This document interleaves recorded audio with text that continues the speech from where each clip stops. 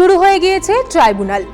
জোকায় পণ্ডিত দীনদয়াল উপাধ্যায় ইনস্টিটিউশনে বসছে এই এসআইআর এর ট্রাইব্যুনাল। কিন্তু কেন দেরি হলো ট্রাইব্যুনালের কাজ শুরু করতে?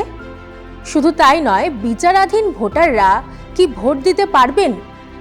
ট্রাইব্যুনাল নিয়ে এরকম একাধিক প্রশ্ন উঠে আসছে, আর সেই সব প্রশ্নের উত্তর দিতেই আজ ব্রিফিং রুমে রয়েছি আমি, শুভশ্রী। একদম শুরু থেকেই শুরু করা যাক। কবে এই ট্রাইব্যুনাল গঠনের নির্দেশ দেয় সুপ্রিম কোর্ট? দিনটা ছিল 10ই মার্চ। বিচারাধীন ভোটারদের সমস্যা মেটাতে ট্রাইব্যুনাল গঠনের নির্দেশ দেয় সুপ্রিম কোর্ট। ভোটার তালিকা থেকে নাম বাদ পড়ার ঘটনায় সুপ্রিম কোর্টের দৃষ্টি আকর্ষণ করেছিল রাজ্য সরকার। সেই মামলাতেই সুপ্রিম কোর্টে ট্রাইব্যুনাল গঠনের নির্দেশ দেওয়া হয়। ট্রাইব্যুনাল নিয়ে ঠিক কি বলেছিল সেই সময় সুপ্রিম কোর্ট? সুপ্রিম নির্দেশের পর শেষ পর্যন্ত কবে ট্রাইব্যুনাল গঠিত হলো? সুপ্রিম কোর্ট নির্দেশ দিয়েছিল কলকাতা হাইকোর্টের প্রধান বিচারপতির পরামর্শে এই ট্রাইব্যুনাল তৈরি হবে। এক বা একাধিক ট্রাইব্যুনাল তৈরির নির্দেশ দেওয়া হয় কলকাতা হাইকোর্টকে। তাতে একজন প্রাক্তন প্রধান বিচারপতি থাকবেন আর দুজন সিনিয়র জজ থাকার কথাও বলা হয়েছিল। সুপ্রিম কোর্ট গত 10ই মার্চ এই নির্দেশ দেয়, আর ট্রাইব্যুনাল গঠন হয় 20শে মার্চ। কমিশন একটি বিজ্ঞপ্তি জারি করে। কলকাতা হাইকোর্টের 19 জন অবসরপ্রাপ্ত বিচারপতি এবং বিচারকদের নিয়ে ট্রাইব্যুনাল গঠন করা হয়। এই ট্রাইব্যুনালে কাদের বিচার হচ্ছে? পশ্চিমবঙ্গে এসআইআর এর চূড়ান্ত তালিকা প্রকাশের পর দেখা যায় মোট 60,06,675 জনের নাম বিবেচনাধীন তালিকায় রয়েছে। তাদের আবেদনের নিষ্পত্তির দায়িত্ব দেওয়া হয় শতাধিক জুডিশিয়াল অফিসারদের। এই 60 লক্ষের মধ্যে যাদের নাম বাদ যাবে তারা ট্রাইব্যুনালে আবেদন করতে পারবেন। কটা ট্রাইব্যুনাল গঠিত হলো? মোট 19টি আপিল ট্রাইব্যুনাল গঠন করা হয়। কলকাতার জোকায় পণ্ডিত দীনদয়াল উপাধ্যায় ইনস্টিটিউশনে ট্রাইব্যুনাল বসছে। ট্রাইব্যুনালের কাজ শুরুতে এই দেরি কেন হলো? কি কি সমস্যা তৈরি হয়েছে? ট্রাইব্যুনাল গঠনে একাধিক সমস্যার সম্মুখীন হতে হয়।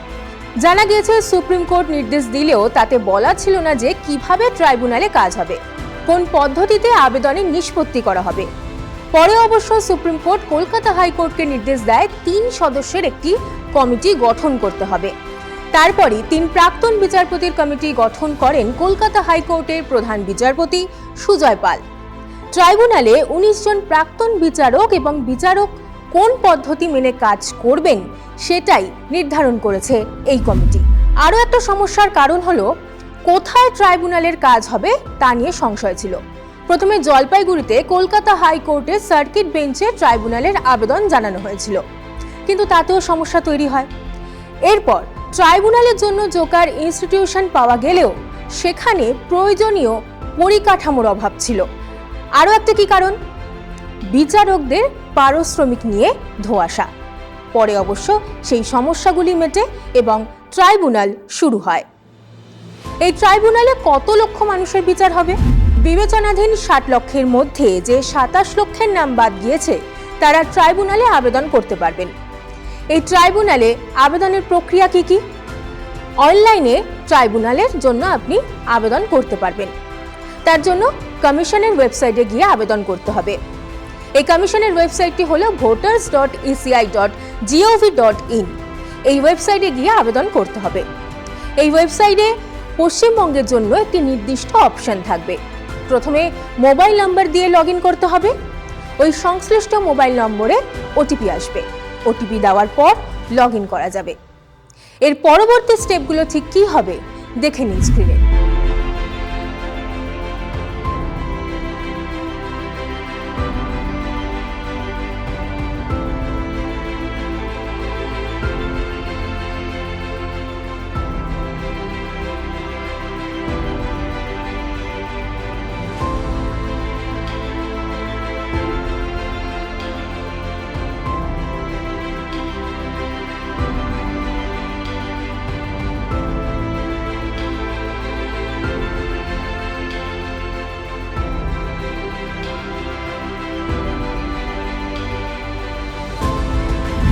অফলাইনে আবেদন করতে গেলে জেলা শাসক, অতিরিক্ত জেলা শাসক এবং মহকুমা শাসকের কাছে অফলাইনে আবেদন করতে পারবেন। আবার জোকার যে অফিসটা রয়েছে অর্থাৎ যেখানে ট্রাইব্যুনাল বসছে সেখানে গিয়েও আবেদন করতে পারেন। সুপ্রিম কোর্টের নির্দেশ অনুযায়ী কতজন ট্রাইব্যুনালে বিচার পেলেন এখনো পর্যন্ত? ট্রাইব্যুনালের কাজ শুরুর পর এখনো পর্যন্ত কতজন বিচার পেলেন তা এখনো স্পষ্ট করা হয়নি কমিশনের তরফে। তবে যা খবর সামনে আসছে, ভোটবঙ্গে 3 প্রার্থীর নাম নিষ্পত্তি হয়েছে। তাদের নাম ভোটার তালিকা থেকে বাদ গিয়েছিল। ভোটার তালিকা ফ্রিজ করার পর যারা গ্রিন সিগন্যাল পেয়েছেন তারা কি ভোট দিতে পারবেন? তাদের কি ভবিষ্যৎ? এসআইআর মামলার শুনানিতেই কল্যাণ বন্দ্যোপাধ্যায় আবেদন করেন 23শে এপ্রিল ভোটের আগে যত সম্ভব কেসের শুনানি শেষ করা হোক। কিন্তু বিচারপতি বলেন, আমরা ট্রাইব্যুনালের উপর চাপ দিতে পারি না, আমাদের একটু ভাবার সময় দিন। দুপক্ষের কথাই আমাদের মাথায় রাখতে হবে। ট্রাইব্যুনালে বিচারাধীনদের ভবিষ্যৎ কি হবে? ভোটাধিকার প্রয়োগ করতে পারবেন তারা? সুপ্রিম কোর্টে এসআইআর মামলায় কল্যাণ বন্দ্যোপাধ্যায়ের আবেদন 16 লক্ষ আবেদন জমা পড়েছে। তাদের ভোট দেওয়ার সুযোগ দেওয়া হোক। কিন্তু প্রধান বিচারপতি স্পষ্ট বলে দেন, কোনো প্রশ্নই ওঠে না। সর্বশেষ প্রশ্ন, যেটা খুব গুরুত্বপূর্ণ, এই যারা ট্রাইব্যুনালে গ্রিন সিগন্যাল পাবেন না তাদের শেষ পর্যন্ত কি হবে?